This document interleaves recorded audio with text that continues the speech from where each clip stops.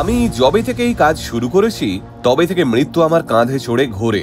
বক্তার নাম রজনী পণ্ডিত। ইনি ভারতবর্ষের প্রথম প্রফেশনাল মহিলা ডিটেকটিভ। তবে রজনী দেবী ফেলুদা, ব্যোমকেশ কিংবা মিতির মাসির মতো কোনো কাল্পনিক চরিত্র নন। তিনি রক্ত মাংসের লেডি ডিটেকটিভ। 23 বছরের কর্মজীবনে প্রায় 80,000 কেস সলভ করেছেন এই লেডি জেমস বন্ড। ছদ্মবেশ ধারণ করতে রজনী দেবীর জুড়ি মেলা ভার।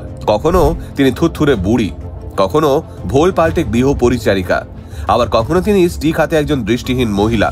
মাত্র 22 বছর বয়স থেকে নিজেকে ছদ্মবেশের আড়ালে লুকিয়ে একের পর এক সাফল্য অর্জন করেছেন রজনী দেবী। গোয়েন্দাগিরিতে মেয়েরা আনফিট, এই ধারণাকে মিথ্যে প্রমাণ করে তিনি বুঝিয়ে দিয়েছেন মগজাস্ত্রের কোনো লিঙ্গ ভেদ হয় না। কিন্তু অত্যন্ত সাধারণ এক পরিবারের মেয়ে থেকে রজনী পণ্ডিতের এই ভারত বিখ্যাত দুঁদে গোয়েন্দা হয়ে ওঠার সফরটা ঠিক কেমন ছিল, তাহলে চলুন আজকের ভিডিওতে সেই গল্পটাই জানার চেষ্টা করি আমরা। রজনী পণ্ডিতের জন্ম মহারাষ্ট্রের থানের পালঘর শহরে। বাবা শান্তারাম পণ্ডিত ছিলেন সিআইডি অফিসার, মা ছিলেন গৃহবধূ।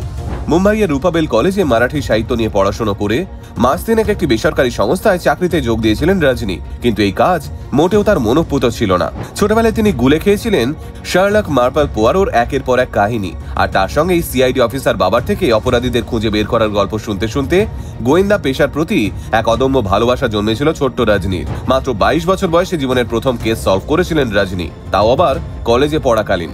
অবাক হচ্ছেন তো? নিজের বুদ্ধিমত্তাকে কাজে লাগিয়ে ছদ্মবেশ ধারণ করে এক বান্ধবীকে দেহ ব্যবসা চক্র থেকে ছাড়িয়ে এনেছিলেন বাস্তবের মিস মার্পল। সেটাই ছিল রজনী পণ্ডিতের জীবনের প্রথম কেস। এরপরেই পরপর কয়েকটা কেস সমাধান করার পর রজনীর নাম ক্রমশ ছড়াতে শুরু করে। প্রতিবেশী থেকে আত্মীয় স্বজন সবার কাছে আসতে থাকে অপরাধ ও রহস্যের সমাধানের অনুরোধ। ব্যাস, আর কি? প্রাইভেট ডিটেকটিভ হিসেবে নিজের কেরিয়ার শুরু করে দিলেন রজনী পণ্ডিত। তৈরি করলেন রজনী ইনভেস্টিগেশন ব্যুরো।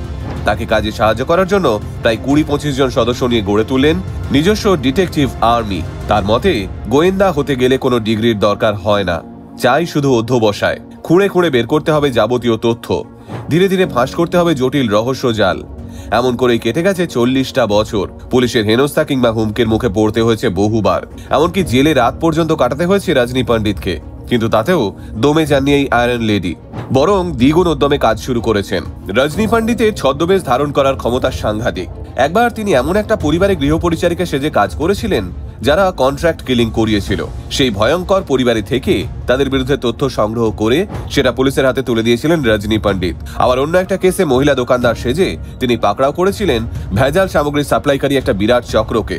আজ পুলিশ থেকে শুরু করে বড় বড় পলিটিশিয়ান সবার সঙ্গে যোগাযোগ রয়েছে রজনী দেবীর। তবে ভারতের প্রথম মহিলা গোয়েন্দা রজনী পণ্ডিত কখনো বিয়ে করেননি, কারণ গোয়েন্দাদের নাকি কোনো পিছুটান বা মায়া রাখতে নেই। ইতিমধ্যে 80,000 কেসের সমাধান ছাড়াও 2টো বইও লিখে ফেলেছেন তিনি।